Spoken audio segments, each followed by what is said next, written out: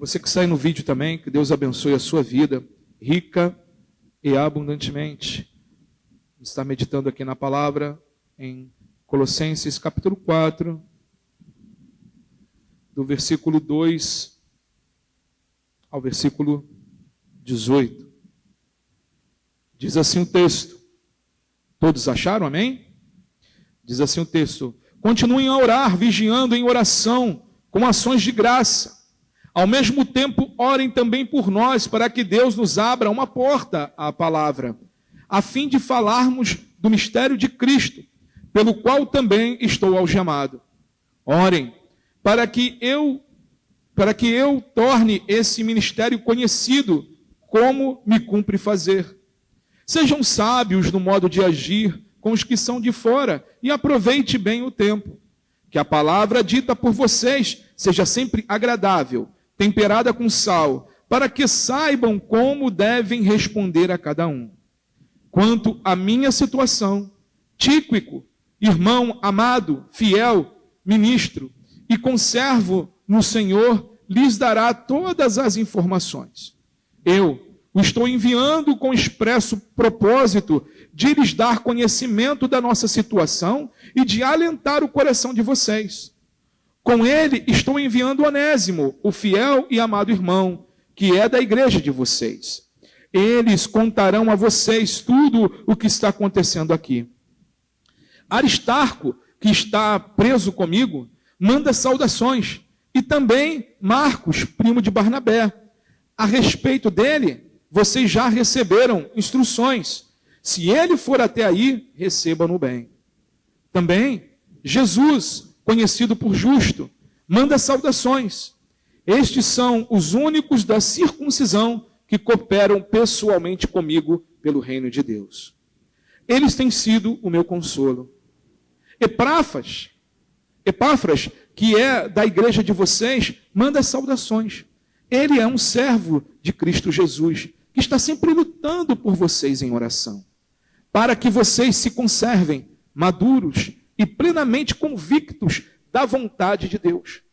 E posso testemunhar a respeito de Epáfras, de que muito se empenha por vocês, pelos de Laodiceia e pelos de Herápolis. Lucas, o médico amado, e também Demas mandam saudações. Saúdem os irmãos de Laodiceia, bem como Ninfa e a igreja que se reúne na casa dela. E depois que esta carta tiver sido lida entre vocês, façam com que seja lida também na igreja dos laodicenses.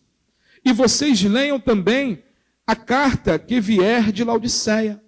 E digam a Arquipo: atente para o ministério que você recebeu no Senhor, cumprido bem a sua tarefa. A saudação é de próprio punho. Paulo, lembre-se das minhas algemas. A graça esteja com vocês. Oremos, irmãos. Santo Pai, querido Deus e amado,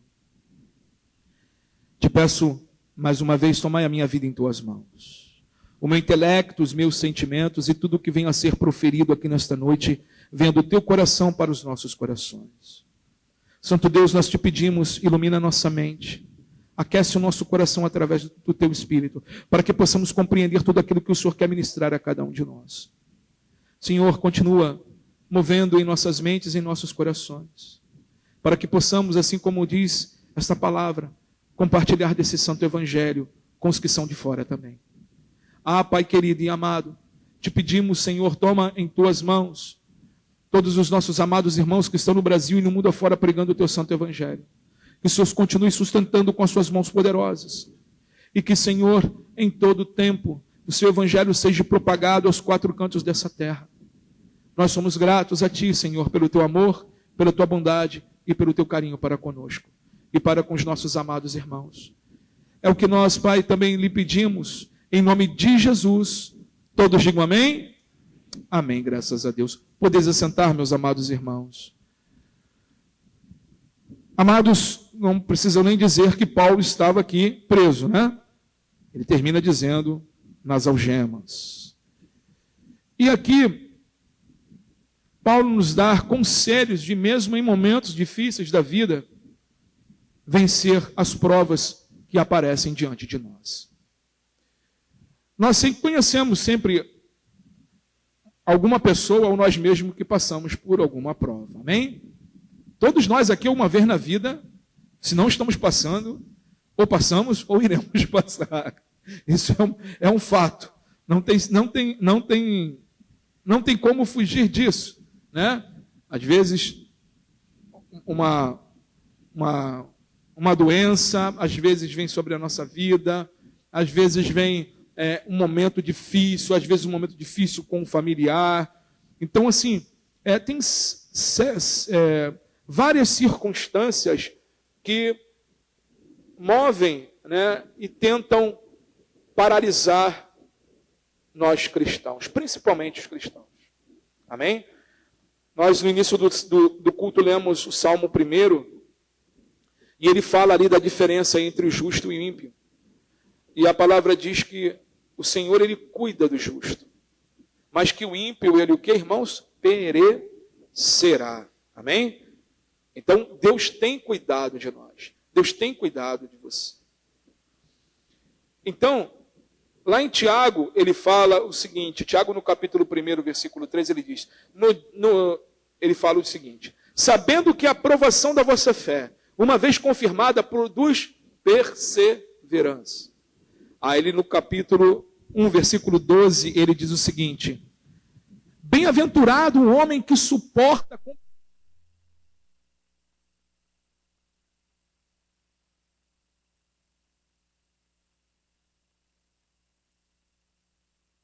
aqui, de fato notório que Paulo estava enfrentando uma provação tremenda, amém? E ali ainda não tinha, o negócio ali de coitado de Paulo ainda piorou, que ele fala de alguns aqui que ainda estavam com ele, mas aí depois aqui ele fala aqui de Demas, né? Lá na frente a gente vai ver que Demas amou o presente século e o abandonou, né? Alexandre o latoeiro fez muito males a ele, então assim, as coisas para Paulo piorou, mas o apóstolo Paulo aqui, ele fala que mesmo nas questões quando nós somos provados, nós falamos um pouquinho hoje de manhã, que o Senhor, ele prova, irmãos, a nós que somos salvos, queimando as nossas obras de palha e de madeira. Não é isso, irmãos? De palha e de madeira.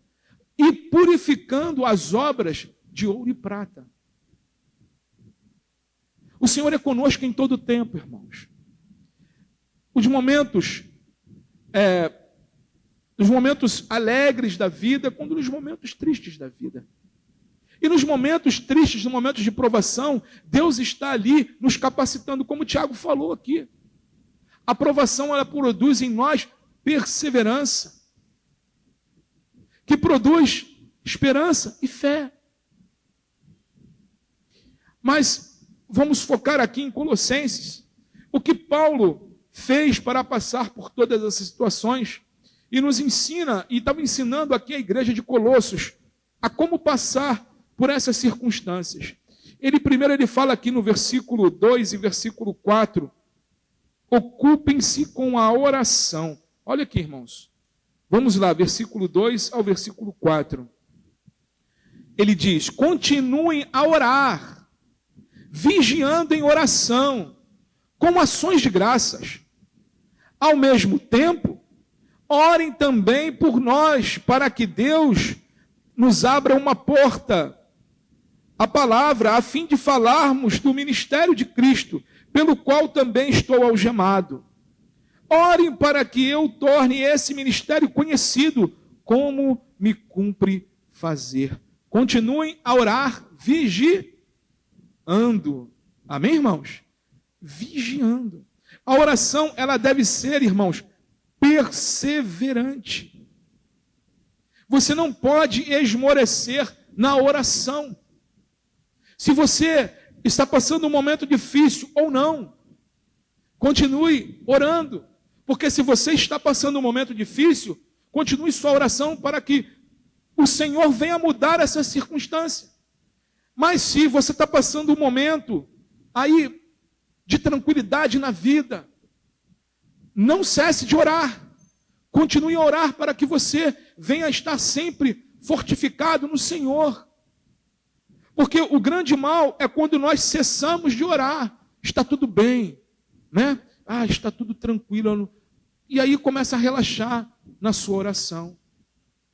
E aí, irmãos, quando vem os momentos difíceis, nos pega totalmente despreparados. Por isso que lá em 1 Tessalonicenses, capítulo 5, versículo 17, o mesmo apóstolo, o apóstolo Paulo, ele diz: orai sem cessar. Não devemos cessar de orar. Jesus, ele diz que quando nós temos um momento difícil, ele nos ensina, lá em Lucas, capítulo 18, a ser como a viúva diante do juiz iníquo. E olha que Jesus, ele fala que o juiz dessa parábola era um juiz iníquo. Um juiz iníquo. E o que ele diz? Essa viúva desistiu? Não. Se depois com calma você ler em casa, no capítulo 18 de Lucas, você vai ver que ela insistiu. E ela ia lá batendo na porta daquele juiz até que ele julgasse a causa dela. Até que de tanto ela bater, um dia ele julgou a causa dela. E o Senhor fala sobre isso, e logo em seguida, nesse mesmo capítulo, ele ensina aos seus discípulos sobre a importância da oração. Ou seja, o que isso passa para nós? Irmãos, insista. Jesus fala, aquele que bate, a porta é aberta. Aquele que busca, encontra. Há um processo, há uma constância em bater, como da viúva, em buscar a Deus. Então, é algo contínuo. Não é fazer quando a gente era criança, às vezes batia na porta de alguém e saía correndo, época de moleque, não era fácil. Ou tocava a campainha, saía correndo, Foi só eu, todo mundo é santo, só eu que fui. Moed levantou. Então, assim, não é para fazer dessa forma, mas é para bater ali e falar: julga a minha causa, Senhor. Senhor, tu podes, porque, irmãos, quando nós estamos nesse momento, quando nós estamos derramados aos pés do Senhor e falando: Senhor, julga a minha causa, você está ao mesmo tempo falando para o Senhor: Senhor, eu creio que só tu podes resolver esse problema, que só tu podes mudar essa circunstância da minha vida, Senhor. Seja ela qual for, irmãos. Não duvide das impossibilidades que Deus possa fazer na sua vida, seja ela qual for. Se Deus colocou aquele motivo de oração no seu coração, insista. Não devaneio, Mas se Deus plantou aquilo no seu coração e Ele diz que vai cumprir, irmãos, insista, continua batendo na porta, continua buscando, que no momento certo Ele vai abrir. Você vai encontrar a graça, a bênção do Senhor. Em Atos capítulo 1, versículo 14, diz o seguinte: todos estavam perseverando, unânimes em oração, com as mulheres, com Maria, mãe de Jesus, e com os irmãos dele. O que esses homens estavam fazendo? Quando Jesus foi levado aos céus, Jesus falou: olha, se reúnem e esperem em Jerusalém, que de lá vos enviarei o Consolador, que era o Espírito Santo. Eles não duvidaram, eles tinham uma promessa, eles acreditaram naquele que fez a promessa, e continuaram ali, clamando e orando por 40 dias. 120 pessoas, dentro de uma casa. Será que foi fácil? Não foi. Mas eles continuaram unânimes, diz a palavra, juntos, clamando, e nós sabemos qual foi o resultado. O Espírito Santo veio e os selou. E numa ministração do apóstolo Pedro, se converte lá milhares de pessoas. Romanos capítulo 12, versículo 12, o apóstolo Paulo também diz: alegre-se na esperança, sejam pacientes na tribulação e perseverem na oração. Perseverem, não desistam. E a nossa oração, irmãos, ela não tem que ser de qualquer forma. Ela não tem que ser um ato religioso. mas ela tem que ser um ato com constante vigilância. Olha o que ele diz aqui, no versículo 2. Continuem a orar, vigiando em oração com ações de graça. Vigiando. Devemos orar e vigiar.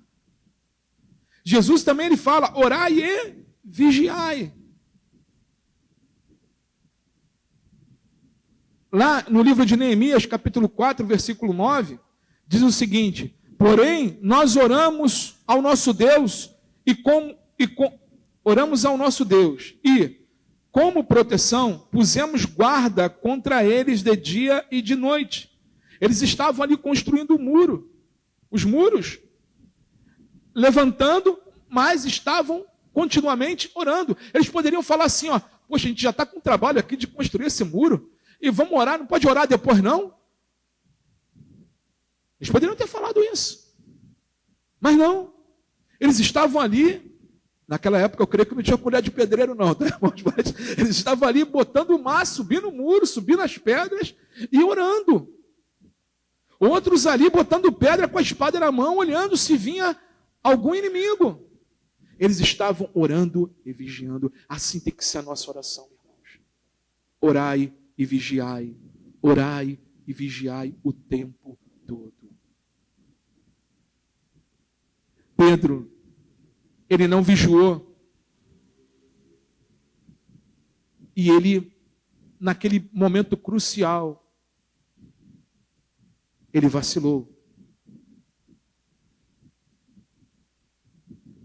Antes ele dizia, Senhor, vou contigo até para a morte. Esses aí eu não sei não, Senhor. Mas eu vou contigo até para a morte. Jesus puxa Pedro no canto e fala, Pedro, essa noite mesmo tu me negará. Antes que o galo cante, tu me negará 3 vezes. 3 vezes. Jesus conhecia o coração de Pedro. Sabia que ele era fraco. Assim como Jesus conhece o nosso coração, irmãos. E sabe que nós somos fracos. E dependemos dele o tempo todo. Por isso, a constante oração. Amém, irmãos? Por isso, a constante vigilância. Se nós não vigiarmos, nós derrapamos, irmãos. Pedro andou 3 anos com Jesus e derrapou feio. Não foi? Derrapou feio. Quando nós olhamos esse texto e vemos que Pedro, quando ele negou na 3ª vez, ele negou jurando, eu não conheço esse homem. E a palavra diz que Jesus fitou os olhos em Pedro. E a Bíblia diz que Pedro saiu correndo, chorando amargamente. Amargamente. Mas Jesus não desistiu dele não, amém? Mas isso é outra mensagem. A oração deve ser de gratidão. O apóstolo ele continua dizendo aqui em Colossenses, e ele fala aqui, ó, continuem a orar, vigiando em oração com ações de graças. Amados, o agradecimento é uma das marcas do verdadeiro crente. Paulo estava preso, mas com o coração cheio de gratidão. Seus pés estavam no tronco, mas a sua mente, o seu coração estava nos céus. Irmãos, as circunstâncias terríveis da vida tentam tirar a nossa mente justamente dos céus. Os inimigos da nossa alma, o mundo, a nossa carne, o diabo, quer tirar a nossa mente dos céus. Para que nós venhamos racionalizar o que é espiritual. E aí, irmãos, não tem outro caminho. A gente cai. A gente se quebra todo. Porque não tem como racionalizar aquilo que é sobrenatural. Aquilo que Deus tem para a tua vida, aquilo que Deus tem para as nossas vidas. Eu já fiz essa pergunta aqui uma vez. Mas vou fazer de novo. Quantos aqui já receberam um milagre de Deus? Milagre de Deus. Amém? Amém. Sobrenatural. Se explica milagre, irmãos? Não. Se explica o que você viveu, o que nós vivemos? Não. Mas como tem até uma frase, né, bem no nosso evangelho, que fala, mas se vive, milagre se vive. É algo individual, é algo pessoal entre você e Deus. O que Paulo estava passando aqui com as algemas, com a mente dele no céu, escrevendo para os outros irmãos, edificando a vida deles e edificando as nossas vidas até hoje. Até hoje. Isso é obra do Espírito Santo, isso é obra de uma mente que está no céu e não nas coisas desse mundo. Porque esse mundo, irmãos, quer enterrar nossa mente, quer nos fazer parar. A igreja está encharcada das coisas do mundo, encharcada. Por quê? Pararam de ler a Bíblia, pararam de orar, pararam de colocar a mente nos céus, e estão nas coisas da terra. E isso mata qualquer cristão, irmãos. Engessa qualquer crente.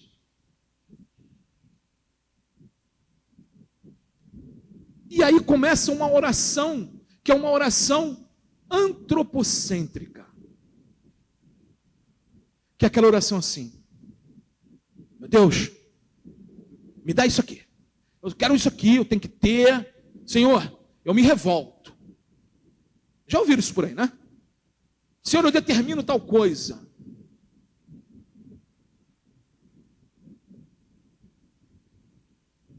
Quando o apóstolo Paulo nos ensina que a nossa oração ela tem que ser o quê?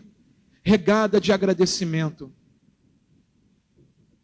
Amados, se nós pararmos e pensarmos que o maior milagre nós já recebemos, dentre tanto que já recebemos, que é a nossa salvação em Cristo Jesus, que o preço foi pago por nós naquela cruz. Não vou falar só que a palavra só é muito, né? Mas diante dessa grandeza, já seria motivos para a gente curvar nossa fronte e agradecer a Deus a todo momento. Mas não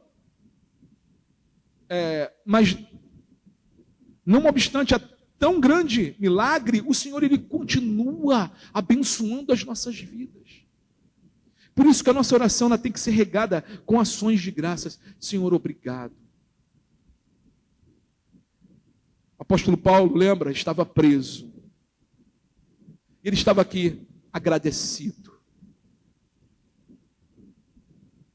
do que Deus estava fazendo, do que Deus estava operando através da vida dele. Isso é oração de graças. Nós vemos aqui também, irmãos, no versículo 3, uma oração intercessória. Quer vencer as circunstâncias da vida, irmãos? Amém, igreja? Ao mesmo tempo, versículo 3, ao mesmo tempo, orem também por nós, para que Deus nos abra uma porta, a palavra, a fim de falarmos do ministério de Cristo, pelo qual também estou algemado. O apóstolo ele tinha consciência da necessidade da oração. Ele sabia da importância da oração. A oração é a chave que abre uma porta grande e oportuna. Lá em 1 Coríntios, capítulo 16, versículo 9, o apóstolo Paulo fala o seguinte: porque uma porta grande e oportuna para o trabalho se abriu para mim, e há muitos adversários. Irmãos, nós devemos orar uns pelos outros. Eu não sei se os irmãos já repararam aqui, mas sempre no meu momento de oração, antes de começar a palavra, eu sempre lembro dos nossos irmãos que estão sendo perseguidos, dos nossos irmãos que estão discipulando, que estão abrindo igrejas. Eles carecem das nossas orações, irmãos. Muitos estão sendo martirizados. Muitos irmãos nossos perdem seus filhos, ou filhos perdem seus pais por causa do amor ao evangelho neste mundo. Muitos são perseguidos, lançados na prisão. Então, a igreja tem que ter um clamor intercessório. Aí vamos para mais perto. Quantos amados nossos, sempre falo aqui na igreja, Quantos amados nossos estão afastados do caminho do Senhor? Ou quantos amados nossos ainda não conhecem o Senhor e que carecem das nossas orações intercessórias? É você, somos nós que Deus chamou para clamar por essas vidas, para orar por essas vidas. É você, sal e luz. É nós que vamos fazer a diferença. Muitas das vezes não é nem falando, mas é por exemplo. Eu tenho falado aqui na igreja, a Bíblia que as pessoas vão ler lá fora, irmãos, é as nossas vidas. É as nossas vidas. Então, tenha dentro das suas orações uma oração intercessória, clamando pela obra missionária, clamando pelas pessoas que conhecemos, clamando, Senhor, abra portas abra oportunidade para que o seu evangelho seja pregado, Senhor.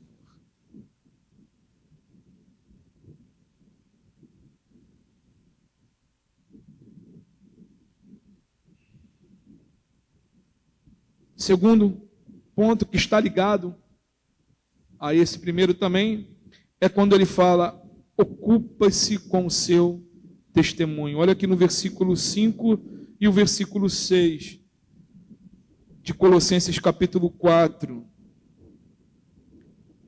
Sejam sábios no modo de agir com os que estão de fora e aproveitem bem o tempo, que a palavra dita por vocês seja sempre agradável, temperada com sal, para que saibam como devem responder a cada um.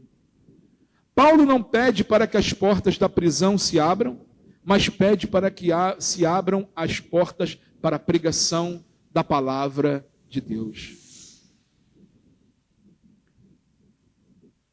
Em Atos capítulo 14, versículo 27, diz: quando chegaram a Antioquia, reuniram a igreja e relataram tudo o que Deus havia feito com eles, e como tinham aberto aos gentios a porta da fé. A porta da fé.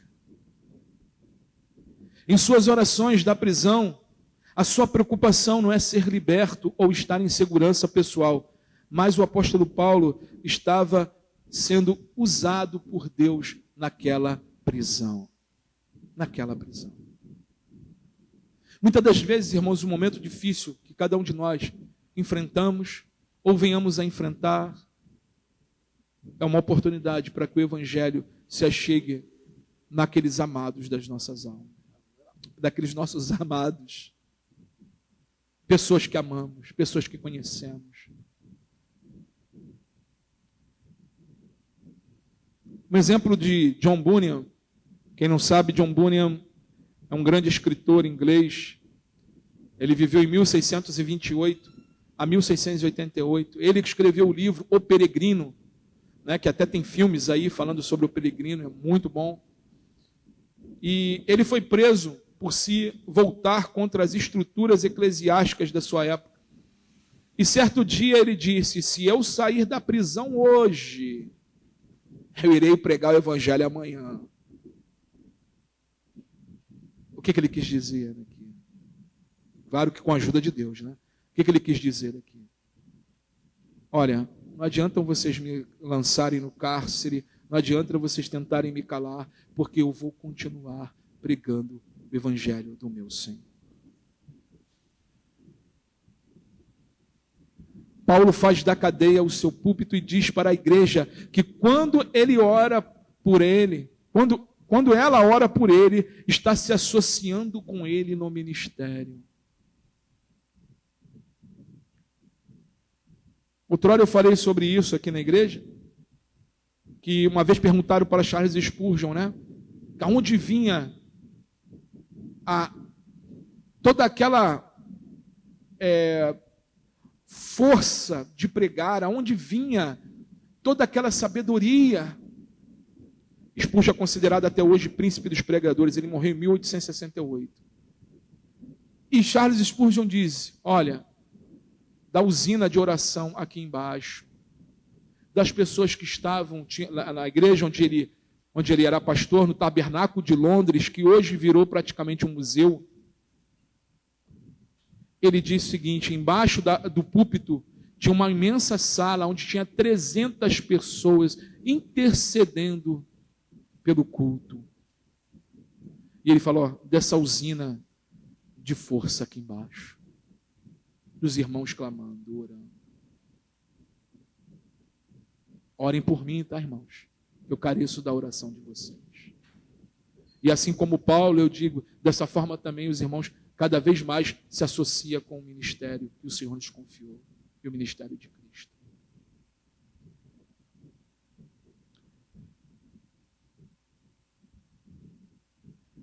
Pergunto a você, você tem aproveitado as suas adversidades da vida para pregar a palavra de Deus? Irmãos, quando nós fazemos isso, é um momento onde você também desloca sua mente da ocupação das coisas terrenas, das preocupações terrenas, e coloca sua mente com as preocupações das coisas dos céus. Não feche seus lábios. Fale do amor de Cristo, fale desse amor que alcançou o seu coração. Paulo, ele ganhou os soldados da guarda pretoriana, que era a guarda do imperador romano. Algemaram ele ali junto, e ele... então eu vou pregar o evangelho.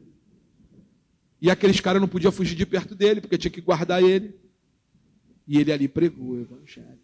Era a oportunidade, era a porta oportuna que Deus abriu. E seja temperado, irmãos, com coisa agradável.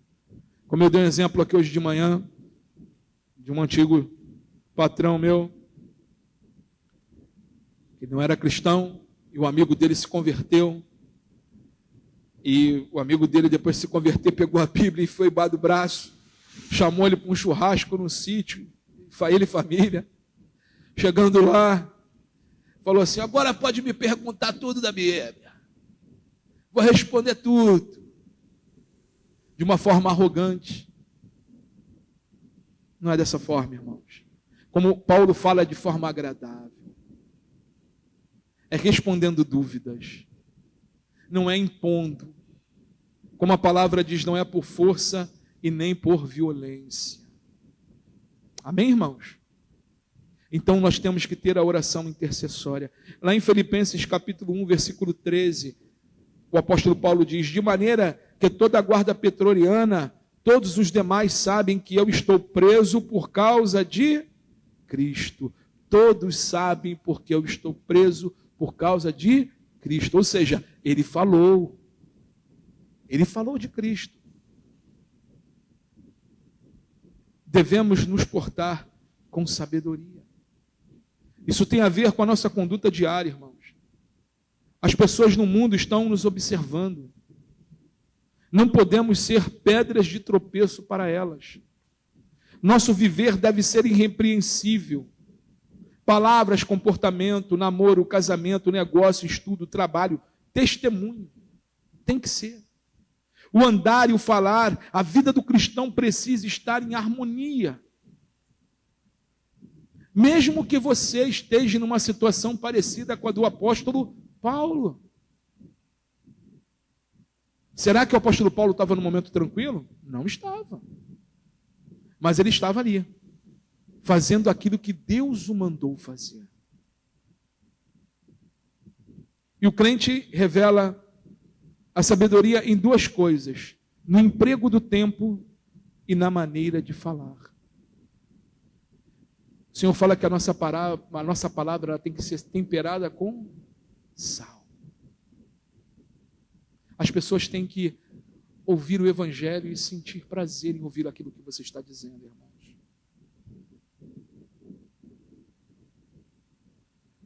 Faça da onde você estiver, faça um púlpito para o Senhor. Eu, quando tenho oportunidade, às vezes estou na barbearia esperando, o barbeiro vira para mim: mas pastor, não é isso? Ih, irmãos, aí abriu a porta, vou pregar. Dentro da palavra de Deus, mostra. E ele várias vezes faz isso. Então, irmãos, tem que ser a palavra temperada. Aproveita as oportunidades que Deus lhe dá. Natal, Páscoa, olha que oportunidades maravilhosas que Deus nos dá para falar para os nossos amados em casa. No Natal, vamos convidar o aniversariante para esse momento, vamos abrir a Bíblia, vamos ler aqui a palavra de Deus, um texto. As pessoas estão sensíveis à palavra de Deus. No versículo 6 diz que nós devemos pregar a palavra na hora certa. Olha o que diz aqui. Que a palavra dita por vocês seja agradável, temperada com sal, para que saibam como devem responder a cada um. A palavra do crente precisa sempre ser agradável. O crente não pode ser rude na palavra. Sua palavra precisa ser temperada com sal, ou seja, nem insípida nem muito salgada. Não basta ganhar a discussão, irmãos. Precisamos ganhar a pessoa para Cristo. O que adianta ganhar uma discussão? Agora, o que não seria melhor? Muitas das vezes você ganhar a oportunidade de pregar novamente para essa pessoa. E melhor ainda, essa pessoa ouvir a palavra de Deus e a palavra de Deus entrar no coração dela e ela ser regenerada. E lá nos altos céus, quando nós chegarmos no nosso tempo, na nossa hora, no momento, encontrarmos esse amado ou essa amada lá no céu junto conosco. Amém, igreja? Isso é mais importante, irmãos. Isso é mais importante. Compartilhe com seus irmãos. Paulo fala aqui no verso 7 ao verso 9. Ele diz o seguinte: quanto à minha situação, Tíquico, irmão amado, fiel ministro e conservo do Senhor, lhes dará todas as informações, e eu o estou enviando com o expresso propósito de lhes dar conhecimento da nossa situação e de alentar o coração de vocês. Com ele estou enviando Onésimo, o fiel amado, irmão, que é da igreja de vocês. Eles contarão a vocês tudo o que está acontecendo aqui. Tíquico e Onésimo iriam compartilhar com a igreja os detalhes da situação de que Paulo estava vivendo, a fim de que eles fossem fortalecidos. Fortalecidos. E olha, aquele homem estava, irmãos, preso. Aquele homem estava preso. E o que Tíquico e Onésimo ia falar para aquela igreja? Ia falar, olha, mesmo Paulo em cadeias, ele está ali, pregando e orando por vocês. Mesmo em cadeias, ele não desistiu de vocês. Nós devemos compartilhar os nossos fardos uns com os outros. Nós devemos carregar as cargas uns dos outros. Gálatas nos diz, levai as cargas uns dos outros e assim cumprireis a lei de Cristo. Todos nós temos cargas, irmãos. Todos nós temos. Todos nós temos fardos. A diferença é que Jesus fala que o fardo dele é leve. Ele torna o nosso fardo leve e suave. Quer ver? Muitas das vezes você pode chegar em casa. Quantas vezes nós chegamos em casa com as preocupações do dia a dia e ali angustiados, entramos no nosso quarto, fechamos a nossa porta e começamos, Senhor, tem misericórdia de mim. Me ajuda, Senhor. Opera esse milagre, Senhor. Tem misericórdia de mim, Senhor. Eu creio que Tu podes, Senhor. Já sou grato ao Senhor, porque eu sei que o Senhor pode mover essa circunstância a meu favor. Senhor, isso está me incomodando, Pai. E nesse momento, mesmo que o problema ainda não seja resolvido, você sai do seu quarto leve. Amém? Leve e suave. No tempo certo, Deus opera, irmãos, o milagre. Deus opera o milagre.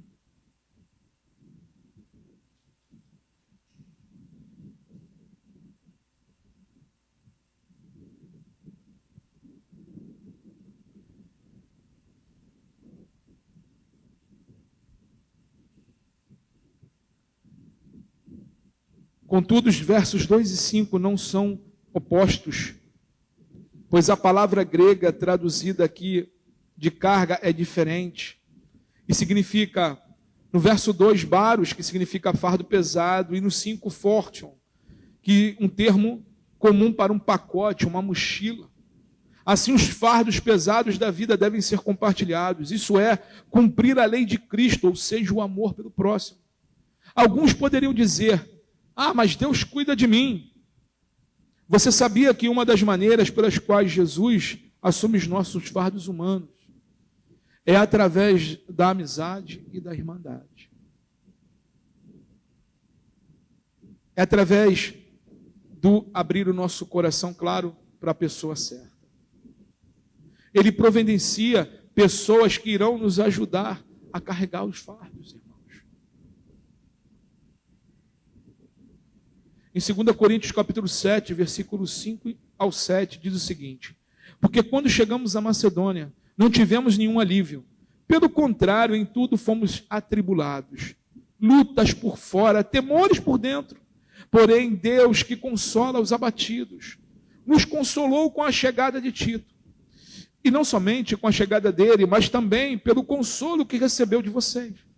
Ele nos falou da saudade, do pranto e do zelo que vocês têm por mim, aumentando assim a minha alegria. Deus consolou Paulo com a vinda de Tito. Deus consola as nossas vidas, irmãos, através da vida dos irmãos.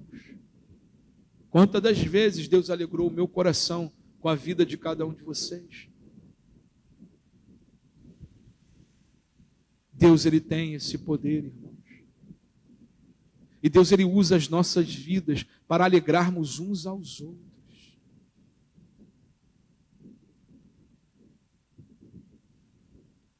Paulo envia Tíquico e Onésimo, que eram os emissários da carta aos Colossenses. Quem eles eram? Tíquico e Onésimo eram irmãos amados. No verso 7 ao verso 9 fala sobre isso. Quanto à minha situação, Tíquico, irmão amado. No verso 9 ele diz: com ele estou enviando Onésimo, o fiel e amado irmão. Estavam com Paulo quando as coisas pareciam pior. É bom ter gente, irmãos, do nosso lado quando passamos por angústia. Precisamos, a cada dia mais, em todas as igrejas, de membros como Tíquico e Onésimo, homens que levam encorajamento. Homens que não escondem as dificuldades da vida e dos momentos da vida, mas que encorajam uns aos outros a caminhar, a prosseguir. Porque o caminho, ele é o que, irmãos? Que Jesus fala. Apertado. É um caminho difícil. Mas é um caminho que nos leva para a salvação.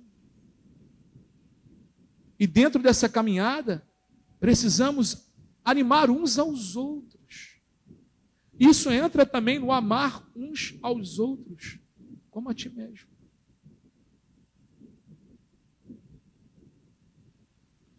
Cultive, na caminhada, nas lutas da vida, cultive relacionamentos significativos.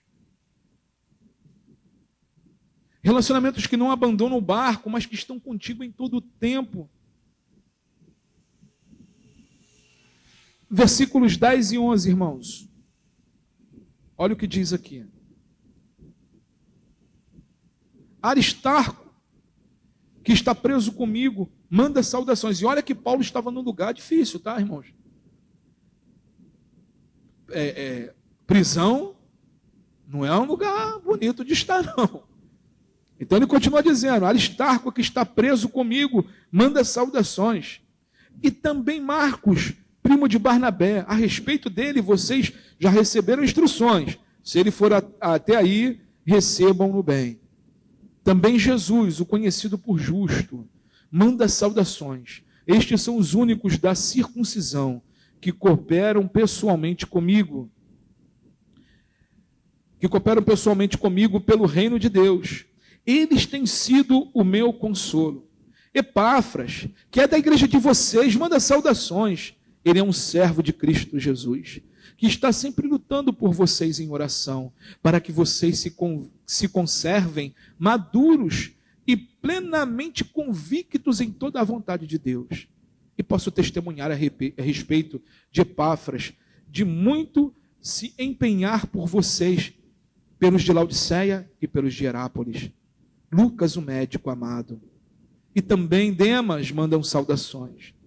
Saúdem os irmãos de Laodiceia, bem como Ninfa e a igreja que se reúne na casa dela. Lucas, o médico amado. Lucas, o médico amado.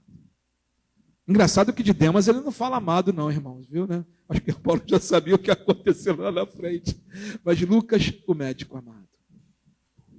Paulo começa a citar, irmãos, nomes, pois esses amigos que ele tem estão atravessando com ele uma das piores tempestades que ele estava atravessando. E não abandonaram o barco. Aristarco, João Marcos, Jesus eram judeus e Lucas era grego. Por isso que ele fala os da circuncisão. Lucas era da incircuncisão, mas estava ali, do lado de Paulo. Esses permaneceram com Paulo na prisão para o assistir. Estavam ali num momento difícil da vida. Esses homens eram conhecidos como aqueles que são um alívio, é um lenitivo, é um auxílio, é um conforto. Nossa presença, irmãos, abençoa vidas.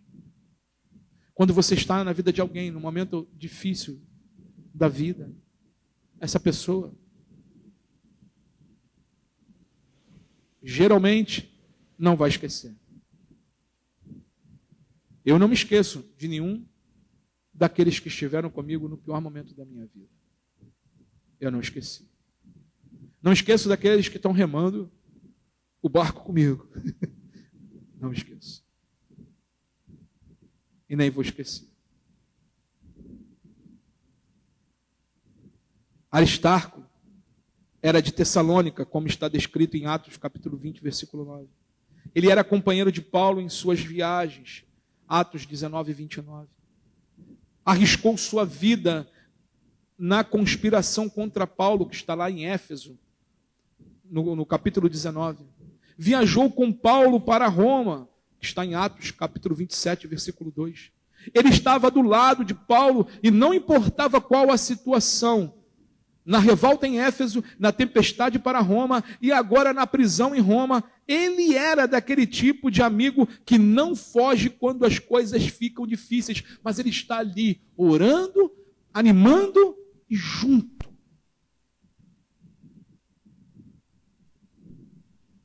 João Marcos, primo de Barnabé. Paulo abandonou ele na primeira viagem missionária. Deixou ele. Tanto é que Paulo fala aqui com zelo, né? Receba ele com cuidado. Quando Paulo abandona, está lá em Atos capítulo 13, do versículo 5 ao versículo 13. No caso, João Marcos o abandonou a Paulo. Tá? Ele falou que não ia. Né? E ali ficou meio que Paulo achando que João Marcos era, né, um homem, né, de não inspirava muita confiança no sentido de aguentar as lutas da vida do ministério que vinham. Paulo rejeitou na segunda viagem, Atos 13, está no capítulo 13. Agora Paulo reconhece que ele é útil. Lá em 2ª Epístola de Timóteo, capítulo 4, versículo 11, diz assim: somente Lucas está comigo. Encontre Marcos e traga junto com você, pois me é útil para o ministério. João Marcos, irmãos, é aquele que escreveu o Evangelho de Marcos. É esse mesmo Marcos. E Paulo fala, olha, traga ele, porque agora ele é útil ao ministério. Ele nos ensina, irmãos, que as pessoas podem superar os seus fracassos.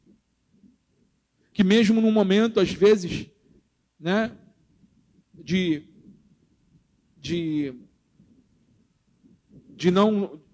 uma fraqueza, as pessoas podem mudar. Sua vida encoraja aqueles que fracassam em suas primeiras tentativas. Seja um encorajador, irmãos, das pessoas que caminham contigo. Seja no trabalho, seja na família, seja na igreja. Ele fala sobre Jesus o justo. Nada sabemos sobre ele. Ele é um símbolo de uma multidão de crentes fiéis que servem a Deus no anonimato, mas ao mesmo tempo são um alívio para os seus obreiros. Mas há aqui uma qualidade deste homem, que deveria já ser, né, o justo. Lucas, o médico amado, era gentio, escreveu Lucas, o Evangelho de Lucas e o livro de Atos. Ele uniu-se a Paulo em Trode, Atos 16, versículo 10. Viajou com Paulo a Jerusalém, Atos 20. E Roma, em Atos 27. Lucas estava presente. Lucas permanece com Paulo até o fim, como diz em 2 Timóteo, acabamos de ler, capítulo 4, versículo 11. Lucas era um médico, missionário, um historiador, um amigo, um alívio de Deus para a vida do apóstolo Paulo. Seja um alívio para as pessoas, irmãos. Leve a palavra de Deus. A palavra diz que mesmo quando nós não sabemos o que falar, o Espírito Santo ele coloca em nossos lábios o que devemos dizer. E aí, aquilo que o Espírito Santo usou os seus lábios para dizer, ele vai trazer paz àquele coração. Ele vai trazer alívio àquele coração.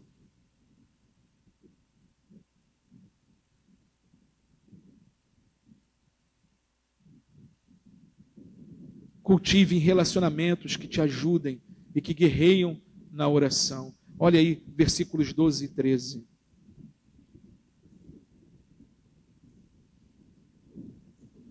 Colossenses capítulo 4, versículo 12 e 13.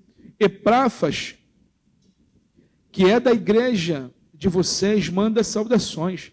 Ele é um servo de Cristo, que está sempre lutando por vocês em oração, para que vocês se conservem maduros e plenamente convictos em toda a vontade de Deus. E posso testemunhar a respeito de Epáfras, de que muito se empenha por vocês, pelos de Laodiceia e pelos de Herápolis. Veja aqui a diferença quando Paulo fala, né, quando nós estudamos da igreja de Corinto hoje de manhã, Paulo fala que a igreja de Coríntios ainda estava como um bebê, não conseguia receber um alimento maduro, né? Então ele estava ali ainda tendo que dar a eles o leite materno, né? Como um bebê. E eles já eram para estar maduros, comendo aí algo mais sólido, né? Uma feijoada, né? Vamos dizer assim, espiritualmente falando. Mas aqui, quando você vê na igreja de Colossos, Paulo diz que Epáfras estava orando a Deus para que eles se conservassem o quê? Maduros. Eles estavam maduros. E havia uma oração intercessória através de Epáfras para que aquele povo continuasse maduro na fé. Epáfras foi o fundador da igreja de Colossos. Está lá, se você for ver depois aí, no capítulo 1 da Epístola a Colossenses, no versículo 7 ao versículo 8. Ele viajou para Roma para estar com Paulo, mas não cessa de orar pela igreja. Ele estava naquele momento com o apóstolo Paulo, ajudando o apóstolo Paulo, mas ele estava intercedendo pelos irmãos em Colossos. E Paulo testemunha isso, e fala, eu posso testemunhar, eu estou vendo isso. Quais são as características da sua oração? Ele orou constantemente. Irmãos, orem constantemente pelas pessoas que Deus traz ao seu coração. Epáfras não podia estar presente ali naquela igreja, naquele período, naquele momento, mas ele podia estar orando. E ele fez isso sem cessar. Ele também orou especificamente. Seu propósito era que as 3 igrejas fossem maduras espiritualmente, conhecendo e vivendo dentro da vontade de Deus. Paulo está na prova, mas enfrenta virtuosamente, a ponto de pedir que a igreja se lembre de dele em suas prisões. Não cessem, irmãos, de orar. Não cessem de bendizer a Deus. Não cessem de interceder por aqueles que precisam de intercessão. Não cessem de ser canais de Deus, mesmo diante das dificuldades que você possa estar enfrentando ou que venha a enfrentar. Lembre-se sempre que o apóstolo Paulo estava aqui algemado, ele estava numa cadeia, ele estava numa prisão, mas a mente dele estava nos céus. Nós podemos estar nos piores momentos da nossa vida, nós podemos passar pela maior tribulação, mas se a nossa mente está nos céus, se a nossa mente está no reino de Deus, irmãos, nós passamos tudo de uma forma diferente. Não que ele não estava sofrendo, não que ele não estava aqui em momento difícil, não, mas Deus supriu cada uma das necessidades do apóstolo Paulo. Necessidades pessoais, amigos, irmãos. Inspiração através do Espírito para escrever essa carta. As cartas, a maior parte do Novo Testamento foi escrita pelo apóstolo Paulo.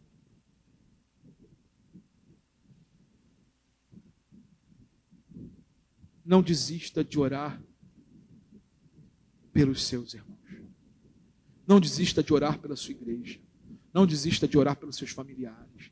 Não desista de clamar pela conversão deles ao Senhor. Não desista.